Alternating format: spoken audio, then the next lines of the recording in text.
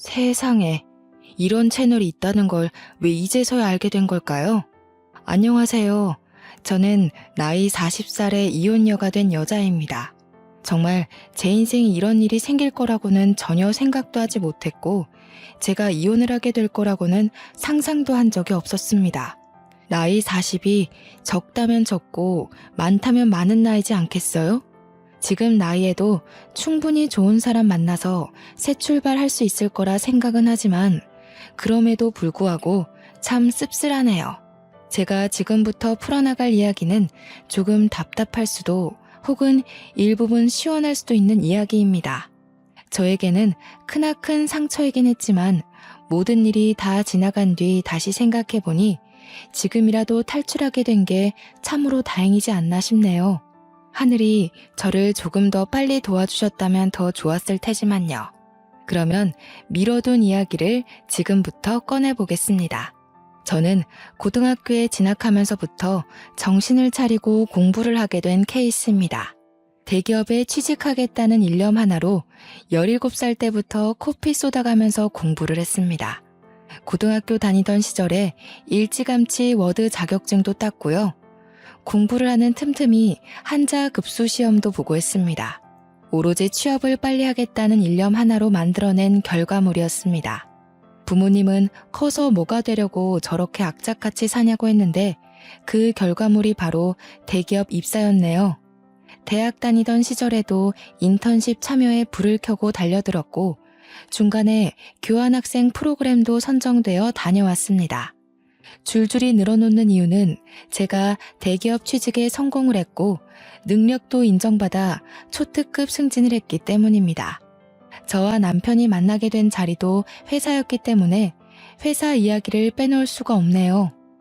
같은 대기업에 다니면서 서로의 연봉도 다 알 만큼 친한 사이였는데 원래 오빠가 여보 되는 거 아니겠습니까? 남편은 저보다 나이는 많지만 6개월 뒤늦게 입사를 했고 당연히 저보다 직급이 낮았습니다. 제가 초특급 승진을 했다고 했잖아요. 인턴도 지금 다니던 회사에서 시작했고 입사하자마자부터 큰 프로젝트에 발탁이 되어 두각을 드러냈습니다. 당연히 윗선에서는 저를 이쁘게 봐주셨고 동기들이 일찌감치 결혼을 하면서부터 제가 더 자리를 차지하기가 좋아졌습니다. 남편은 제가 직급이 더 높고 제가 더 회사에서 자리를 탄탄하게 잡고 있다는 사실을 못마땅해 했습니다. 약간 남자는 하늘이다 그런 마인드로 사는 경상도 집안의 첫째 아들이었거든요. 연애할 때부터 그런 것 때문에 조금 부딪히긴 했지만 그냥 저도 남편의 자격지심이다 하고 넘어가기 시작했어요. 연애할 때도 그렇게 계속 제가 연봉이 더 높고 직급이 높다는 이유로 빈정거리는 빈도수가 꽤 있었거든요. 처음에는 그걸로 불같이 화도 내고 헤어지기도 했었는데 결국 남편에게 저는 필요한 사람이었기에 다시 만나게 되었습니다. 하지만 그 빈정거림이 쉽게 사라지진 않았죠. 밥을 먹으러 갈 때도 돈 더 잘 버는 네가 사라면서 비싼 초밥집 가서 밥을 먹질 않나. 그래놓고 지가 살 때는 냉동 삼겹살집 데려가고요. 커피를 마실 때도 제가 살 때는 케이크며 쿠키며 엄청나게 사서 주머니에 꾸역꾸역 챙겨가질 않나. 물론 지가 살 때는 아이스 아메리카노 한 잔 사고 끝이고요. 뭘 하려고 하면 돈 잘 버는 네가 사는 거지? 를 입에 달고 살았습니다. 처음에는 그게 너무 꼴보기 싫어서 몇 번이나 그만 만나자고 했습니다. 그런데 또 그만 만나자고 하면 저한테 빌어요. 저 아니면 안 된다고 울고 불고 매달리더라고요. 그리고 또 한동안은 그런 소리 없이 저한테 잘해줘요. 그래서 마음이 약해져서 속아 넘어가지고 하다 보니까 저도 그 빈정거림에 무뎌지더라고요. 시간이 물 흐르듯이 흐르고 어느 정도 나이가 차니까 결혼 이야기가 솔솔 나오더군요. 사실 그때까지도 저는 확신이 없었어요. 이 사람과 오래 연애하긴 했지만 결혼해서 평생을 살아야 한다고 하면 글쎄요. 매일같이 싸우기만 할 것 같고 행복하지 않을 것 같아서 결혼까지는 못하겠다고 생각했죠. 그런데 양가의 생각은 조금 달랐습니다. 시댁에서는 똑 부러지고 할 일 잘하는 제가 꼭 며느리가 되었으면 한다고 몇 번이나 저를 붙잡았고요. 저희 집에서는 성격 더러운 저를 받아줄 사람은 남편뿐이라는 이유에서 결혼을 서둘렀습니다. 동기들은 죄다 결혼해서 애가 둘이고 셋인데 저는 아직 시집도 못 갔으니 조바심이 날 수밖에 없었을지도 모르죠. 그렇게 제 의사와 상관없이 결혼식 준비가 한창일 때도 남편은 저에게 모든 걸 떠맡겼습니다. 그때 저는 큰 프로젝트의 중심에 있었기에 시간이 매우 부족했음에도 불구하고 남편이 모든 걸 저에게 맡기는 바람에 결혼식 준비까지 해내야만 했어요. 왜 저한테 오롯이 다 맡겼는지 궁금하시죠? 제 취향이 까다롭거나 신부가 제일 빛나야 하는 자리니까 그런 이유도 아니고요. 단지 제가 더 돈이 많다는 이유였습니다. 돈 많은 사람이 결정권을 가져야 편하다고 지는 손 놓고 있었던 거죠.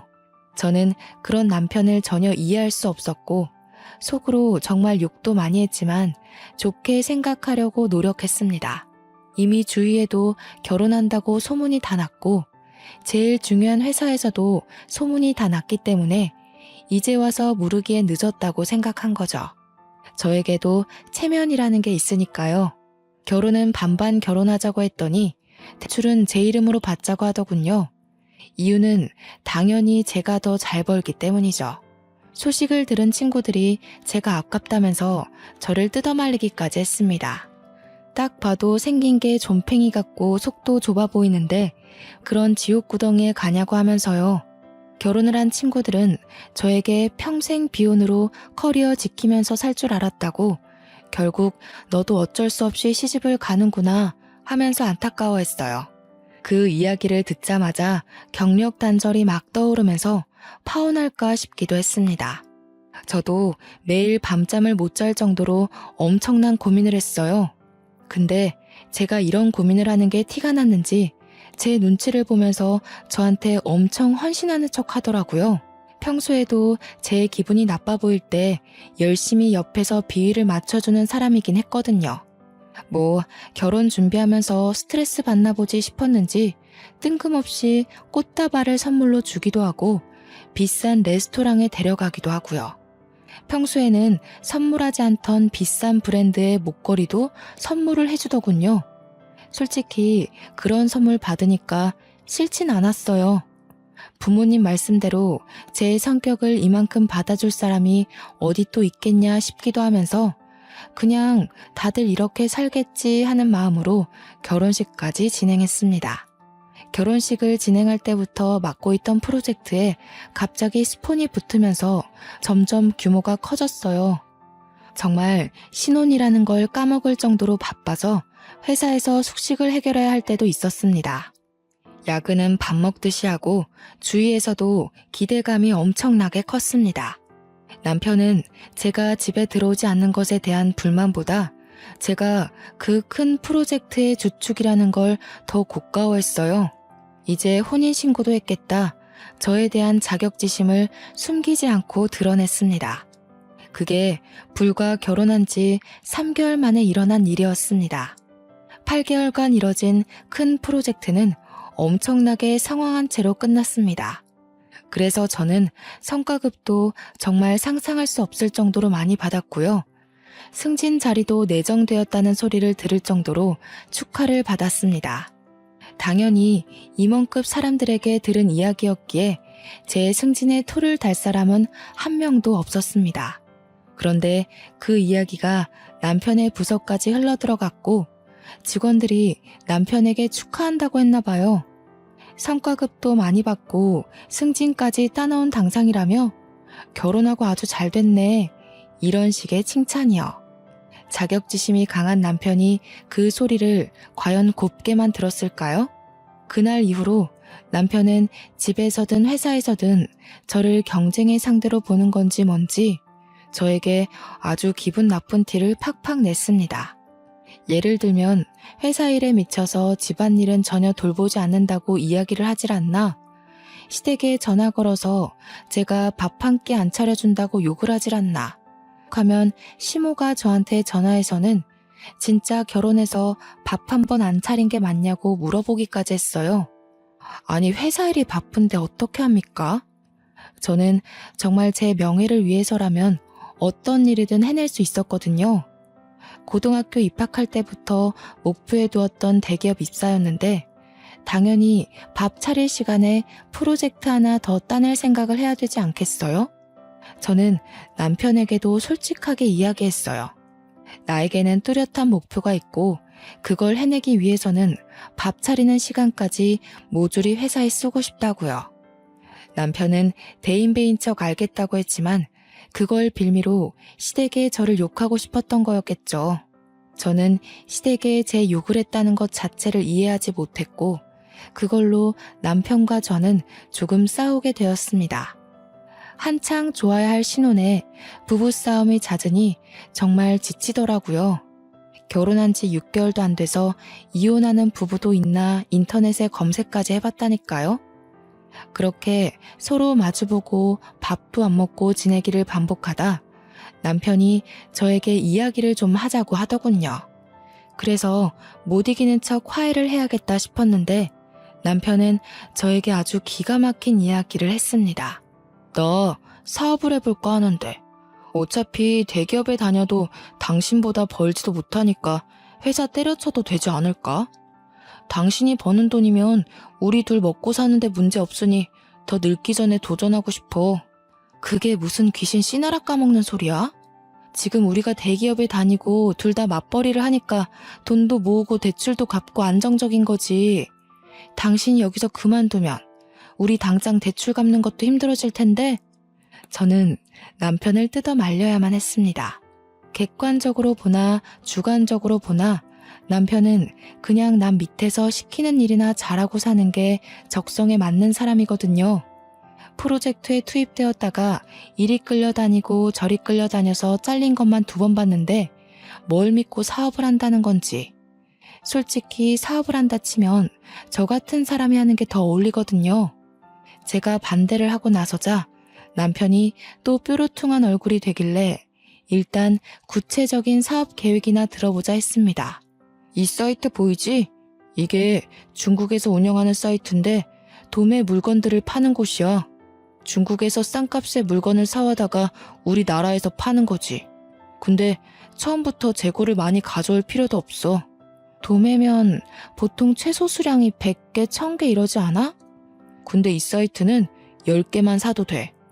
매장이나 이런 데서 팔겠다는 건 아니고 나도 인터넷 사업자내서 인터넷 쇼핑몰 오픈하면 잘 될 것 같아. 요즘은 SNS 홍보도 하고 하니까 재고 떠안을 필요도 없고 괜찮지 않아? 이야기를 듣는데 사업 계획이 꽤 구체적이더라고요. 은근히 빈틈이 많은 사람인데도 사업 계획에 크게 빈틈도 없었고 배송 문제는 자기가 알아본 게 다 있다고 하더군요. 그러면서 도매 가격에 몇 %를 더 얹어서 팔면 순이익이 얼마가 난다면서 계산까지 척척 하는데 괜찮겠다 싶었어요. 상품은 어떤 걸로 할 건데? 요즘 트렌드에 맞추려면 보는 눈이 꽤 좋아야 할 텐데. 제 말이 끝나기 무섭게 남편이 봐둔 상품이 있다면서 저에게 이것저것 보여주는데 SNS에서 많이 보이는 디자인의 식기부터 옷까지 여러 종류가 있었어요. 젊은 사람들이 트렌디하게 좋아할 법한 아이디어 제품들도 여럿 있었고요. 저는 남편에게 괜찮겠다고 이야기를 하니 남편의 얼굴이 눈에 띄게 밝아졌습니다.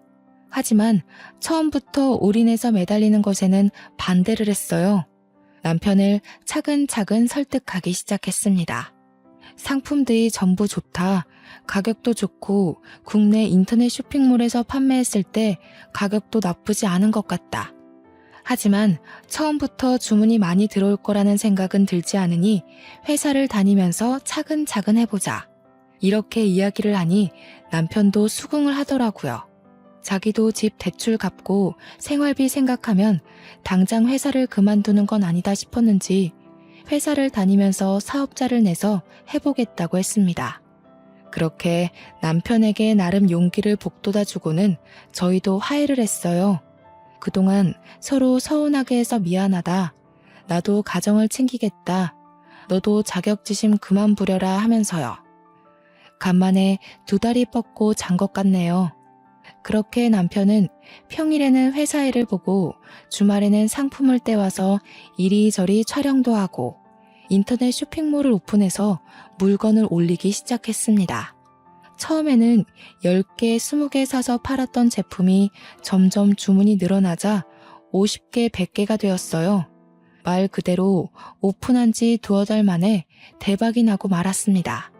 배송 보내느라 평일에 퇴근하고 와서는 남편과 둘이 상품 포장하는데 시간을 다 보내야만 했어요. 저녁밥도 제대로 먹지 못할 만큼 바쁘니 저희도 점점 지치기 시작했습니다. 처음에는 작은 방에 물건들을 두고 재고를 파악해가면서 물건을 배송했는데 주문량이 늘어나니까 방 정리가 되지 않는 거예요. 창고를 하나 얻어서 물건을 쌓아야 할 지경이 오니까 남편도 저도 둘이서 할 수 있는 업무량이 아니다 싶었습니다. 물건 배송 나갈 걸 포장하는 와중에도 쉴 새 없이 주문이 밀려 들어왔으니까요. 트렌드가 또 얼마나 휙휙 바뀌는지 잘 아시죠? 새 물건은 계속 들어오고 집 거실까지 물건이 꽉 차서 발 디딜 틈이 없고 결국에는 집 근처에 크게 나온 지하 창고에 새를 얻어서 물건을 정리하기 시작했습니다. 평일에 회사 일 때문에 창고 정리도 못하고 배송이 점점 밀리자 남편이 드디어 회사를 그만두겠다고 했습니다. 월 매출만 따져봐도 지금 남편이 버는 월급보다 훨씬 많은 돈을 벌 수 있었거든요. 남편의 성공과 동시에 저는 약간 불안해졌지만 남편에게 처음부터 약속했던 게 있었던지라 저는 퇴사에 찬성해줬습니다. 쇼핑몰을 시작한 지 6개월 만에 남편이 버는 돈은 제 월급보다 많아졌어요. 회사를 그만두고 직원을 둘이나 뽑아서 배송 업무를 도맡아서 하게 했고요. 저는 점점 늘어나는 남편의 쇼핑몰 규모에 정말 입이 떡 벌어지고 말았죠. 남편이 남 밑에서 일해야 되는 사람인 줄 알았는데 사업에 정말 소질이 있었습니다. 제가 모르는 사이 맘카페 같은 곳에도 홍보를 했고 SNS 활동도 활발하게 하면서 사업을 점차 키우고 있었던 거죠. 대기업을 퇴사할 때도 조금은 섭섭해할 줄 알았는데 시원한 마음만 가득하다면서 정말 행복해했습니다. 그런 남편의 모습을 보면서 정말 용기 있는 선택이라고 생각했고요. 그런데 남편이 저보다 월급이 많아지고 사장님 소리도 듣고 장사가 정말 잘 되니까 점차 저에게 의쓰대기 시작했어요. 카드 하나 띡 던져주면서 앞으로 생활비는 본인이 책임지겠다면서 제가 버는 돈은 푼돈이니까 전부 저금을 하라는 거예요. 은행에 가서 펀드 가입도 하나 하고 적금도 들으라고 종용했어요. 그러면서 자동이체까지 걸어버리고 저한테 앞으로는 가계부도 쓰고 버는 돈 전부 모으고 있는지 확인하겠다고 저를 올가매는 거예요.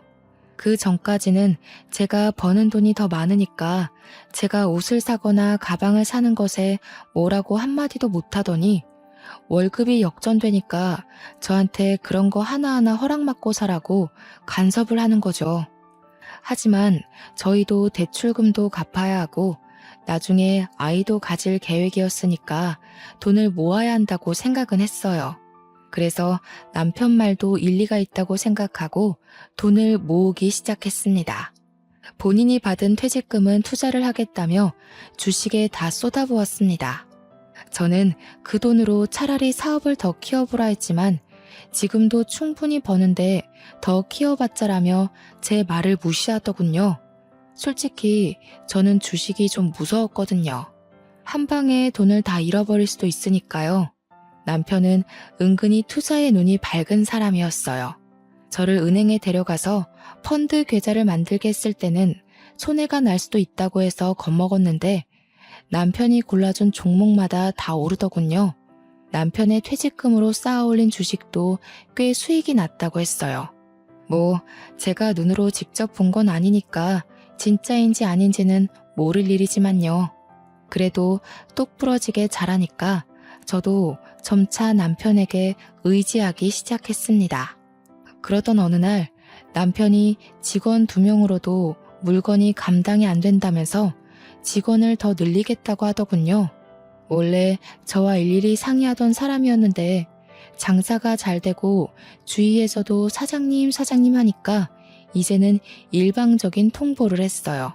어차피 제 사업 아니고 저는 대기업에서 여전히 일을 하고 있었기에 서운하진 않았지만요. 처음에는 시부와 시모도 남편을 도와서 배송 물건을 포장하고 했었는데 자꾸 실수를 하신다는 거예요.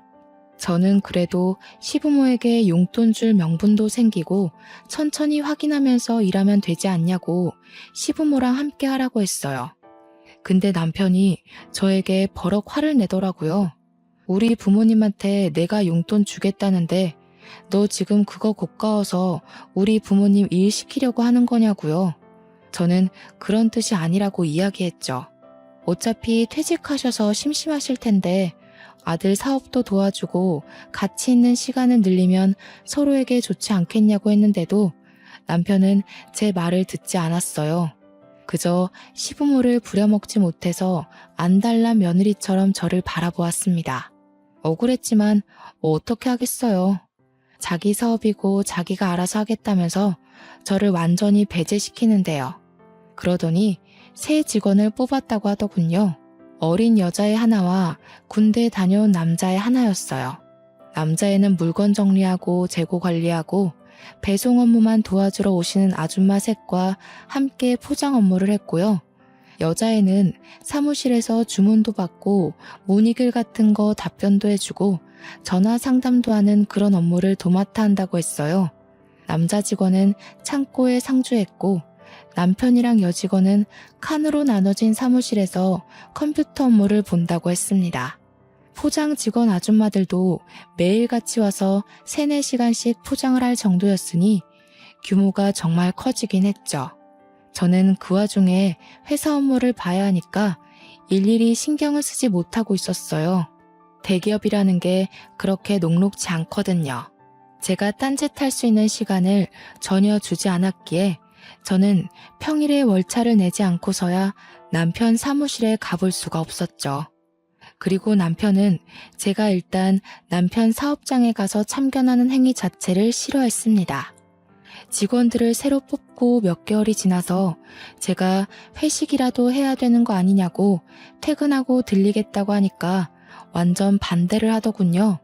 사장이 있는 것도 눈치 보일 텐데 사장 부인까지 온다고 하면 애들 기죽는다고요. 아니 뭐 제가 애들 잡아먹는 것도 아닌데 그렇게 말하니까 좀 그렇더라고요. 제 월급을 전부 적금과 펀드에 쏟아붓고 있었잖아요. 그러다 보니 제가 성과급을 받지 못하면 개인적으로 쓸 수 있는 돈이 없더라고요. 이미 예전부터 모아두었던 돈은 집 대출금 갚는 데 쏟아부었고 이전에 받은 성과급으로는 이미 가방도 사고 부모님 용돈도 드렸고요. 회사 일에 매진해봐야 월급 통장으로 돈이 들어오면 전부 다른 계좌들이 퍼가요 하니까 제 개인 돈이 없는 거예요. 있는 거라곤 달랑 남편이 준 카드 하나뿐이었어요. 그래서 어쩔 수 없이 남편 카드로 팀원들한테 커피를 하루 쏜 적이 있었어요. 제가 써야 할 차례이기도 했고 제 승진이 코앞이었던 터라 기분 낼 겸 썼습니다. 그런데 카페에서 5만 원 정도 긁고 나니까 남편한테 바로 전화가 오는 거예요. 무슨 카페에서 뭘 먹었길래 5만 원씩이나 나오냐고 저한테 잔소리를 막 하는 거 있죠. 저는 너무 당황스럽고 또 한편으로는 수치스러운 마음이 들었어요. 제 한 달 월급이 600만 원이거든요. 남편이 버는 돈은 정말 1000만 원 가까이 되고요. 근데 고작 5만 원어치 커피 사 먹었다고 바로 전화해서는 잔소리를 퍼붓다니. 결혼하고 나서 비상금 한 푼 모아둘 생각 안 한 제가 너무 바보같이 느껴졌습니다. 그렇다고 제가 집에서 놀고 먹으면서 남편 카드 쓰는 그런 사람도 아니고 저도 사회생활을 하는 여잔데 저한테 5만 원 가지고 그렇게 치졸하게 굴 거라고는 생각도 못했어요. 점점 제 입지가 좁아지는 듯한 느낌도 들고 저도 결국 대한민국의 남편 눈치 보는 며느리가 되는 건가 하는 생각도 들었고요. 근데 거기서 끝나지 않고 남편이 갑자기 대기업 다니던 시절을 들먹이면서 자격지심을 또 부리는 거예요. 그깟 회사 다니면서 너한테 굽신거렸던 거 생각하면 열불이 뻗친다나 뭐라나. 진즉 사업을 했으면 그때 너한테 그렇게 수그릴 필요도 없었는데 이러면서 저한테 그 월급 받아서 뭐 할 거냐고 하더라고요. 고작 600만 원 벌면서 언제 벌어서 언제 쓰냐고. 저는 진짜 그 말을 듣는데 아니 이 사람이 돈 좀 번다고 이렇게 달라질 수 있나 싶었습니다. 사업 시작한 지 1년도 안 된 사람이 너무 기고만장하다는 생각이 들었어요. 저한테 대기업 다니는 거 아무짝에도 소용없다면서 차라리 때려치우고 자기 일을 도우라는 거예요 글쎄. 아시다시피 제 팀장 직함이 눈앞에 바로 있고 제 일에 얼마나 자존감이 넘치는지도 아는 사람이 저한테 저러니까 너무 짜증났어요.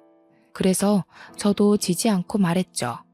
당신이 회사 다닐 때 성과를 못 내서 그만큼 벌었던 거지 나는 잘나서 잘 번다고. 누가 요즘 월급쟁이로 600만 원이나 벌겠냐고. 나 팀장 달면 연봉 더 오르는 거 알고 있냐고. 하지 말아야 할 말까지 해버렸죠. 당신 사업이 언제까지 잘 될 것 같냐고요. 그 말에 남편이 거품 물고 저한테 막 달려들었어요. 사업 망하라고 고사 지내는 거 아니냐, 자격지심 있는 거 아니냐면서 저한테 따지더라고요. 자기 사업 잘 되니까 배 아픈 거냐면서 애초에 사업 못하게 하려던 것도 저한테 굽신거리는 꼴, 평생 보고 살고 싶어서 그러는 거 아니냐고. 아니, 제가 사업이 잘 될지 안 될지 어떻게 알고 그런 생각을 하겠어요? 저도 말이면 단줄 아냐고 엄청 소리 높여서 이야기를 했고 결국 둘 다 부부싸움에 지쳐서 말도 안 하고 살게 되었습니다. 여자가 말이야, 남편 사업장 돕는 게 내조야 내조. 언제까지 그 사업이 잘 되기만 할 것 같아? 당연히 고정 수입이 있어야지. 누구 하나가 잘 벌고 못 벌고가 중요한 게 아니라 어쨌든 먹고 살아야 할 고정 수입은 필요하지 않겠냐고. 내가 생활비도 넉넉하게 주고 있잖아. 카드 하나 던져주고 내가 뭘 사 먹는지까지 일일이 체크하면서 뭘 넉넉하게 준다는 거야. 나도 내 돈 다 묶여있지만 않으면 당신 돈 안 쓰고도 살 수 있어. 그날 이후로 남편과 저는 대화를 하지 않게 되었어요. 어차피 입을 열어봐야 서로 상처 주는 대화만 하게 되었으니까요. 그렇게 한 달을 넘게 냉전 상태를 유지하고 지냈는데 어느 날 남편이 직원들이랑 회식을 하고 늦게 들어오더군요. 술에 떡이 되어서 돌아왔는데 현관 입구부터 술 냄새가 나서 제가 눈살을 찌푸렸어요. 정직원이라고 해봐야 남자애 여자애 하나 있는데 무슨 이 시간까지 술을 먹나 싶기도 했고요. 남편에게 질문을 해봐야 술에 취해서 대꾸도 못하고 있길래 현관 앞에 쓰러져 있는 걸 낑낑거리면서 집 안으로 들였습니다. 그런데 남편의 멱살을 잡고 끌고 가는 와중에 와이셔츠 카라 부분에 여자 화장품이 묻어있는 걸 발견했어요. 이 남자가 여자가 있는 술집이라도 갔다 왔나 싶어서 잔소리를 하려고 하는데 인사불성돼서 말귀도 못 알아듣더라고요. 그래서 다음 날이 될 때까지 기다렸습니다. 주말이라 늦게 일어난 남편에게 눈 뜨자마자 추궁을 했어요. 어제 도대체 어디서 뭘 했길래 와이셔츠에 여자 화장품이 묻어있냐면서 옷을 막 들이밀었더니 획 던지더군요. 그러더니 저한테 짜증을 내면서 아침부터 무슨 소리를 하는 거냐고 어제 여직원애가 술 취해서 넘어지려는 거 붙잡아 주다가 묻은 거래요. 지도 기억 하나 못하고 만취해서 들어와 놓고 그 상황은 잘도 기억이 났는지 나불나불 거리더라고요. 너무 아무렇지 않게 이야기하길래 의심은 갔지만 그냥 그러려니 했습니다. 근데 그거 아시죠? 한 번 의심의 씨앗이 싹 트니까 남편의 행동을 주시하게 되더라고요. 남편이 점점 퇴근하는 시간이 늦어지는데 처음에는 그냥 일이 바쁜가 보다 했던 게 의심이 한번 싹 트니까 곱게 보이질 않는 거예요. 휴대폰도 처음에는 대놓고 하던 사람이 점점 숨기면서 보는 것 같다는 기분도 들고요. 그래서 제가 하루 날을 잡고 남편이 잠든 사이에 몰래 휴대폰을 뒤져봤어요. 근데 정말 아무것도 없이 깨끗했습니다. 남편이랑 직원들이 나눈 단체 대화방이나 개인 문자를 뒤져봐도 아무것도 없이 일 이야기만 있었고요. 괜히 의심했던 게 미안해지면서 몰래 본 건 비밀로 해야겠다 싶었습니다. 그러다가 진짜 제 인생에서 가장 잊지 못할 사건이 터졌습니다. 의심을 지우려고 노력한 지 한 달이 채 지나지 않아서 남편이 휴대폰이 사라졌다고 막 집안을 뒤지더라고요. 저도 전화해보고 했는데 어디에서도 남편 휴대폰이 울리지 않았어요.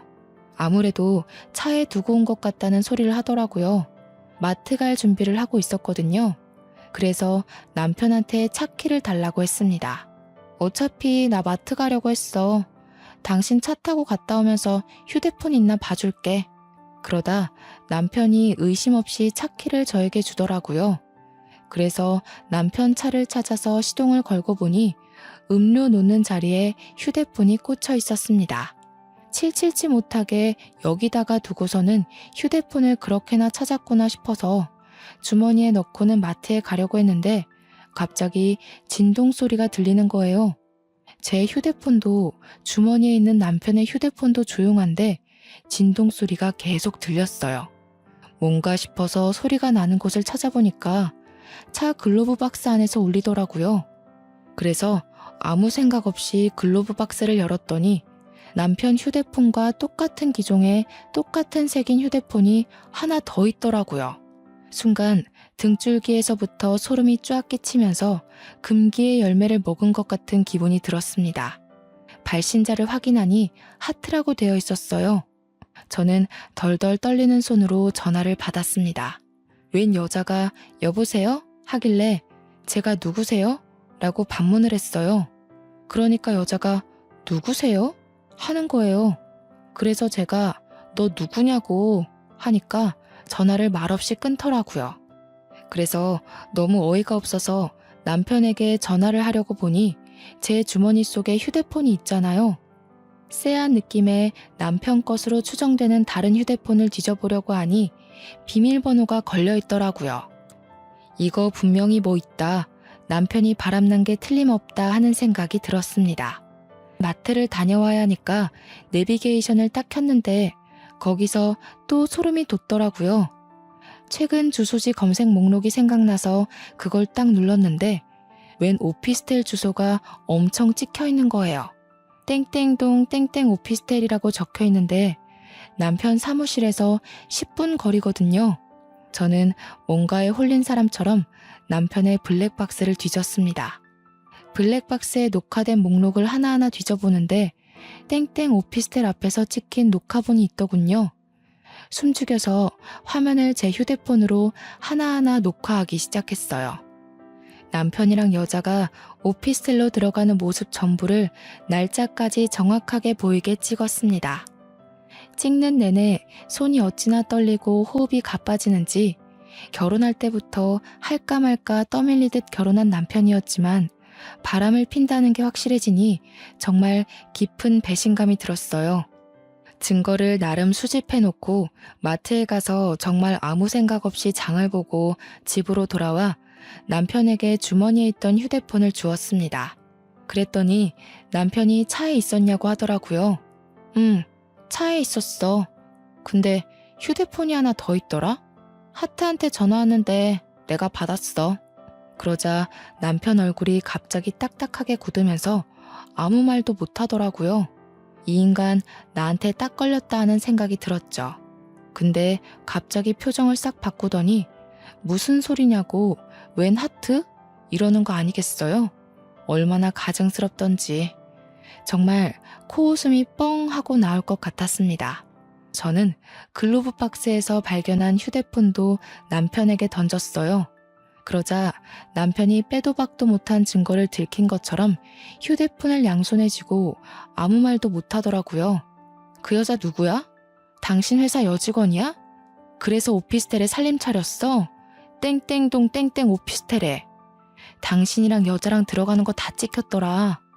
블랙박스까지 이미 다 확인하고 오는 길이니까 변명할 생각 하지 마. 오해야. 그리고 그걸 뒤져보긴 왜 뒤져봐? 당신 무슨 의부증 있어? 남의 사생활을. 부부끼리 사생활까지 존중해줘야 하는 거야? 그 사생활이라는 게 바람인 거고 내가 어디까지 눈 감아줘야 하는 건데 말해봐. 제 말에 남편이 아무 소리 못하고 부들부들 떨더라고요. 바람 필 때는 좋아서 몰랐겠지만 걸리고 나니까 이제 와서 후회라도 하는 건지 뭔지. 그런데 남편이 갑자기 한숨을 내쉬더니 오히려 당당하게 나오는 게 아니겠어요? 야, 남자가 사업하고 돈도 좀 벌고 하면 바람도 한 번쯤은 필 수도 있는 거지. 그거 실수잖아. 실수 한 번을 용서 못 해줘? 그냥 그런가 보다 하고 넘어가는 미덕도 없냐 너는? 네가 뭐 어떻게 할 건데? 나랑 이혼이라도 하게?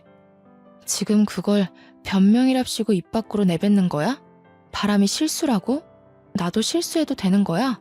너랑 나랑 같냐? 꼴랑 500만 원 좀 넘게 벌면서 내가 턱턱 가져다주는 돈 없으면 어떻게 살려고 그래? 그렇게 말하는데 정말 개구리 올챙이 시절 생각 못한다는 말이 딱 떠오르더라고요. 여자 혼자 사는데 월 500에서 600만 원이면 당연히 배부르게 먹고 살 수 있다는 생각은 왜 못하는 걸까요? 그리고 지 대기업 다닐 때 저보다 훨씬 못 벌었었거든요. 혼자 살면서 그 정도 월급이면 떵떵거리면서 살 수 있는데 지가 지금 버는 돈에 심취해서 저를 깎아내리니 너무 짜증났습니다. 바람은 둘째치고 저런 마음을 가진 사람과 살아야 한다는 게 개탄스러웠어요. 어차피 한순간 지나가는 바람이야. 내가 알아서 정리하고 올 테니까 그냥 그때까지만 냅둬. 내가 미쳤냐? 한 번 바람핀 인간은 두 번, 세 번 계속 바람피면서 살게 돼 있댔어. 그냥 이혼해. 내가 뭐가 아쉬워서 너 같은 인간이랑 같이 살아? 누가 아쉬울 것 같아? 아쉬운 건 너지. 내가 벌어다 주는 돈 없으니까. 너같이 대기업 다닌답시고 일에 미쳐서 남편은 신경도 안 쓰는 여자 나도 필요 없어. 네가 내조를 하기를 해, 살림을 하기를 해? 나도 너랑 이혼하는 게 마음 편해. 저도 같이 달려들어서 남편한테 싸댔어요. 위자료 톡톡히 준비하라고, 바람난 주제에 말이 많다고, 시댁이나 친정이 알아서 이야기하라고, 네가 바람나서 헤어지는 거라고 물고 늘어졌죠. 집은 제 이름으로 대출받았던 거고 갚아야 할 돈도 이제 멀지 않았기 때문에 위자료인 셈 치고 제가 들고 간다고 했어요. 머릿속으로 계산기 좀 두드려보는 것 같더니 지 손해는 아니다 싶었는지 그렇게 하고 깔끔하게 이혼하자고 하더라고요. 월급쟁이 불쌍해서 자기가 1, 2억 정도 인심 쓰듯이 주는 셈 치자고요. 끝까지 그 잘난 사업장 얼마나 가나 지켜본다 했죠. 그 여자는 제 생각대로 회사 여직원이었어요. 나이도 고작 20대 중반이던데 어쩌다 16이나 차이 나는 남자한테 빠져가지고 그렇게 인생을 망치는지. 그래도 제 업보다 생각하고 살아야죠. 유부남 꼬셔서 살림까지 차린 건데 근데 저는 그냥 넘어가면 안 되지 않겠어요? 남편과 협의이혼 도장 찍고 아파트까지 다 넘겨받은 이후에 상간녀 소송부터 걸었습니다. 증거야 뭐 블랙박스면 충분하다고 하더군요. 거기다가 제가 그 불륜 남녀들의 휴대폰 수사까지 맡기면 증거야 차고 넘칠 거라고 했어요. 제가 상간녀 소송을 걸고 뒤늦게 남편이랑 상간녀가 송달을 받았는지 전 남편이 저에게 전화가 와서 그 소송 뭐냐고 화를 내더라고요. 상간녀 소송이 상간녀 소송이지 뭐긴 뭐겠어. 저는 그 한마디 알려주고 두 연놈들의 번호를 차단해버렸습니다. 당연히 증거가 충분했기에 소송에서 저는 이겼고 위자료로 2천만 원을 받게 되었습니다. 물론 그 돈도 남편의 주머니에서 나온 돈이었겠지만 속은 시원하더라고요. 승소문을 프린트해서 그 동네 오피스텔이랑 상간녀의 본집 주소지 근처에 죄다 뿌려버렸습니다. 인터넷에 찾아보니 명예훼손으로 걸려봐야 처음에는 벌금 몇십만 원이 전부라고 하더라고요. 게다가 상간녀 아버지가 교육자라고 했으니 타격은 더 클 거라고 생각했거든요. 그래서 그 학교까지 수소문해서 주변에 죄다 뿌려버렸습니다. 당연히 동네고 어디고 죄다 소문이 났을 거고 얼굴을 들고 다니지 못할 만큼 수치스러웠을 거예요. 저는 당연히 명예훼손에 걸렸고 벌금형을 받았습니다. 100만 원에 속은 엄청나게 시원해졌으니 아깝지 않았습니다. 주위 눈치 보면서 상간녀로 평생 사는 게 얼마나 힘들겠어요. 남편이랑 오래 만나봐야 얼마나 더 만날 수 있겠나 싶더라고요. 근데 더 속 시원한 건요. 우리나라랑 중국이랑 문제가 생겨서 중국에서 수출기를 닫아버린 사태에서 찾아왔어요.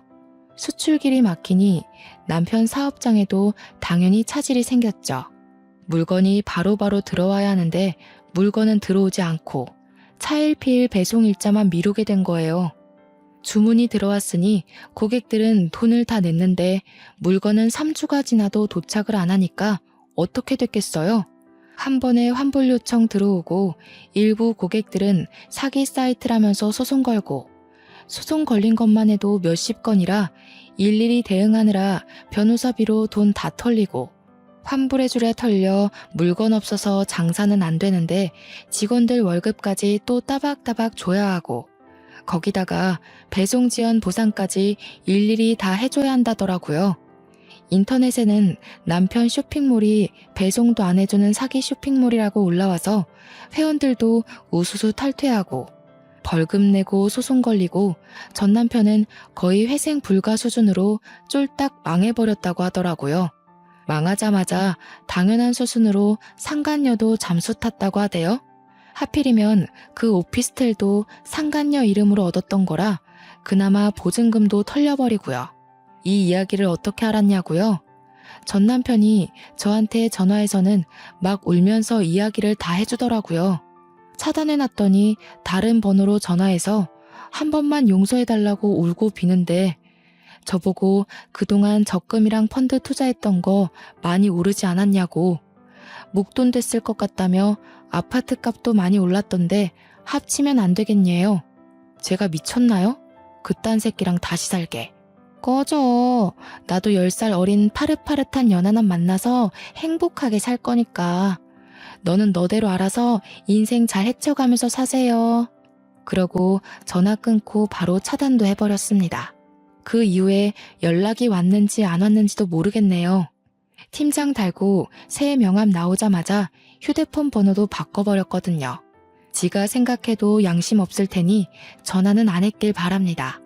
지금 저는 정말 탄탄대로 잘 밟아가면서 팀장으로서 팀원들 잘 챙기면서 지내고 있어요. 전 남편에게 후원장담했던 것처럼 연하남과 썸 타면서 지내고 있네요. 돌싱이 되어버리긴 했지만 앞으로의 인생은 행복한 일만 가득할 거라 상상하면서 오늘 하루를 마무리 짓습니다. 여러분도 즐거운 인생 사시길 바랄게요.